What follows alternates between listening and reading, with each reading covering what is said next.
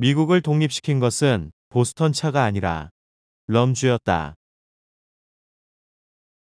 미국 독립의 시발점이 된 사건이 뭐냐고 물으면 대부분의 사람들이 보스턴 차 사건이라고 대답할 것인데, 식민지인들은 영국에서 수입되는 차를 거부하고 밀수로 들여온 차를 마셨습니다. 아예 영국 정부가 반발해 1773년 차법을 만들어 동인도 회사의 차 수입에 독점권을 주고 면세 혜택까지 주자 식민지인들이 동인도 회사의 물품 하역을 거부했고 상선에 뛰어들어 차를 바다에 버리게 됩니다.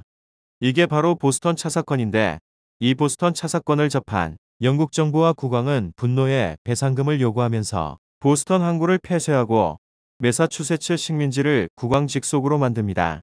영국 정부의 이런 강력한 제재 조치에 반발한 식민지인들과 이들의 손에서 무기를 빼앗으려 했던 영국인들의 충돌로 미국 독립전쟁이 터지게 되었다는 것이 교과서에 실려있는 미국 독립전쟁에 관한 이야기입니다. 이렇게 보면 차 한 잔 때문에 미국이 독립한 것처럼 보이지만, 차 이전에 식민지인들의 마음을 요동치게 한 음료수가 있었으니 숨은 주인공은 닭밀이나 사탕수수의 즙을 발효시켜서 증류한 럼주입니다. 럼의 기원은 서인도 제도 사탕수수 플랜테이션의 확대와 함께 그 부산물을 이용한 주조법이 확산되는 17세기 초 바베이도스 섬의 증류 기술을 가진 영국인들이 이주해 오면서 만들어졌다는 설이 유력합니다. 그 외에 네덜란드 사람들의 증류법에서 나왔다는 설도 있고, 문헌상으로는 1650년경에 바베이도스에서 쓰여진 문헌에 처음 등장하는데 당시 삼강무역의 중요한 상품 중 하나였습니다. 럼이란 이름도 당시 음주 문화가 낯설었던 원주민들이 이 독한 술을 마시고 취해 흥분했기 때문이라는데, 킬데블이라고도 불리다 1667년부터 럼이라는 표현이 정착되었습니다. 그 외에 당류 전반을 뜻하는 라틴어 단어인 사카름의 끝 세 글자를 따온 것이라는 설도 있는데, 싸고 강렬한 술이라 선원들이 많이 찾았고 18세기 범선 항해에서는 물 대신 상비품이었습니다. 영국은 북아메리카 대륙의 식민지를 건설하기 전까지 환상에 젖어 있었는데, 엄청난 목재와 광물, 귀금속에다 수입에 의존하던 식량과 각종 과일과 와인을 모두 대체할 수 있을 것이란 희망이었습니다. 그러나 희망은 곧 절망으로 바뀌는데, 도무지 수익성이 날만한 물건이 보이지 않는다는 것으로 개척 사업이 시간이 갈수록 암담해진 것인데, 당시 개척자들이 호소한 고통 중 가장 큰 고통이 바로 술 부족이었습니다. 1607년 최초의 정착민들이 북아메리카 대륙에 첫 발을 내디딘 상황에서 처음으로 날아온 보급함에는 상당량의 맥주가 실려 있었으나 대서양을 건너오면서 거의 대부분 변질되어 있었습니다. 그나마 마실만한 맥주들도 영국에서 저급품으로 취급되는 싸구려 맥주들이었고, 문제는 이뿐만이 아니라서 맥주를 수송해온 선원들의 귀환용 맥주도 필요한 상황이라 개척자들의 어깨에 힘 빠지는 소리가 들렸습니다. 그래서 영국은 북아메리카의 두 번째 식민기지를 맥주 생산 가능 지역이라고 판단한 허드슨 강으로 삼고 선발대를 보내지만, 운명의 장난인지 메이플라워호는 기상 악화로 목적지인 허드슨 강으로 가지 못했습니다.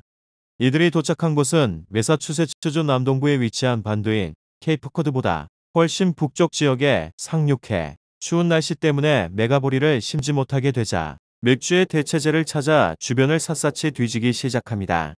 이들은 주변에서 구할 수 있는 거의 모든 식재료들을 갖고 술을 만드는데, 이런 노력의 결정판이 식민지판 와인으로 이들은 유럽에서 생산되는 와인의 포도 품종을 공수해 오지만 시도는 실패합니다. 기후의 차이도 있었지만 대부분의 정착민들이 포도를 키워보지도 못한 북유럽 태생들이라 제대로 키워낼 수가 없었던 것으로 정착민들은 술 부족 현상을 원료 수입으로 끝내겠다고 판단을 합니다. 그러나 난데없이 등장한 새로운 술 덕분에 식민지는 새로운 운명을 향해 달려가게 되는데, 그 술의 이름은 바로 럼으로 럼주의 대중화는 식민지 개척자들에게는 축복이었습니다. 당밀 찌꺼기로 만드는 럼은 와인보다 훨씬 싸고 도수가 높아 가난한 정착민들에게는 이보다 더 좋을 수 없는 상황이며, 더구나 럼의 재료는 조달도 수월했는데 럼의 가격은 정말 쌌습니다. 당시 식민지에서는 계약을 하거나 물건을 구매할 때, 빚을 청산할 때 마지막으로 럼을 마시는 관습이 생겼고, 계약이 깨지는 경우에도 그 배상으로 럼을 주는 관습까지 생기게 됐을 정도였습니다. 상황이 이렇게 되자 식민지에서의 럼 수요량은 폭발적으로 늘어나고, 수입에만 의존하던 럼을 자체 생산하자는 목소리가 높아져 실천에 옮긴 것이 뉴잉글랜드였습니다. 뉴잉글랜드가 본격적으로 럼 생산에 들어가면서부터 식민지는 말 그대로 술판이 되어버렸는데, 뉴잉글랜드산 럼주는 리터당 8펜스 정도로 서민들에게는 그야말로 복음이었습니다. 뉴잉글랜드는 완전 대박을 터뜨리게 됐지만 아문이 끼기 시작했는데 프랑스에서 자국의 브랜디 산업을 보호하겠다는 명목으로 프랑스령 식민지에서의 럼 생산을 금지시켰던 것입니다. 상황이 이렇게 되니 그동안 넘쳐나게 생산한 당밀을 유럽 본국으로 넘기게 되었고 유럽의 설탕 시장을 프랑스가 석권하게 된 것인데 문제는 이때부터로 이 때문에 영국 설탕업자들이 곤경에 빠지게 된 것입니다. 이로 인해 럼주를 만들어 톡톡히 재미를 보는 뉴잉글랜드 주류 업자들과 북아메리카 신대륙의 정착민의 삶에도 영향을 끼쳤는데 영국령에서 나오는 당밀만으론 뉴잉글랜드의 당밀 수요량을 다 맞출 수 없었습니다. 뉴잉글랜드는 남아도는 프랑스령의 당밀을 사용하기로 하고 북아메리카 식민지의 배신 앞에 충격을 받은 영국 설탕업자들은 영국 정부에게 진정서와 함께 막대한 로비를 벌이게 됩니다.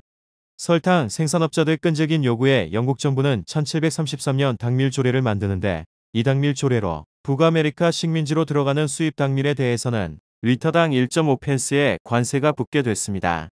그러나 당밀 조례의 통과로 북아메리카 신대륙의 정착민들이 영국산 당밀을 사러 올 것이라는 희망에 젖어있던 영국의 설탕 생산업자의 희망은 곧 절망과 배신감으로 되돌아오게 됩니다.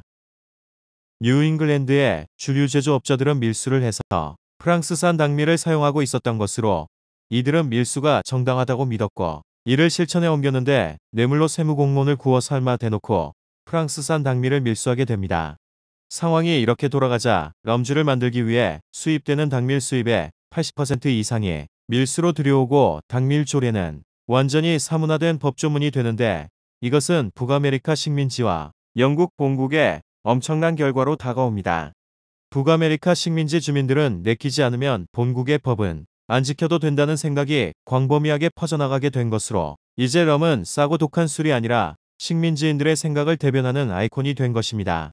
당밀 조례가 거의 사문화되어 가던 18세기 중반 라스트 모히칸으로 잘 알려진 7년 전쟁이 터졌는데 영화에서처럼 영국과 프랑스는 목숨을 걸고 북미 대륙의 패자를 가리기 위해 싸웠습니다. 그 여파는 식민지 정착민들 그리고 그들이 즐겨 마시는 럼주에게도 영향을 미치게 되는데 프랑스와 전쟁을 벌이는 상황에서 몰래 프랑스산 당밀을 밀수한다는 것은 문제 있는 행동이라 할 수 있을 것입니다. 상식적으론 납득이 안 가는 행동이지만 당시 북아메리카 대륙의 식민지인들이 밀수를 한 것으로 열받은 영국 정부는 리터당 1.5펜스씩 하던 세율을 절반으로 깎아주는 대신 타이트하게 법 적용을 하게 됩니다. 각 주의 주지사는 책임지고 밀수업자를 체포해야 했고 세무공무원들은 무슨 일이 있어도 세금을 거둬들여야 했으며 영국 해군에게 징수권을 주어 해군이 두 눈에 불을 켜고 밀수선 단속에 나선 것입니다. 상황이 이렇게 돌아가자 식민지 정착민들은 분노했고 주류 제조업자들은 조직적으로 반항하는데 이렇게 감정의 골이 깊어져 갈 때 영국 정부는 전비 마련을 위해 각종 조례들을 만들어 식민지인들을 압박합니다. 새로운 세목으로 식민지인들을 압박하게 된 것으로 이 압박이 뭉치고 뭉쳐서 폭발한 것이 바로 보스턴 차 사건이었던 것입니다.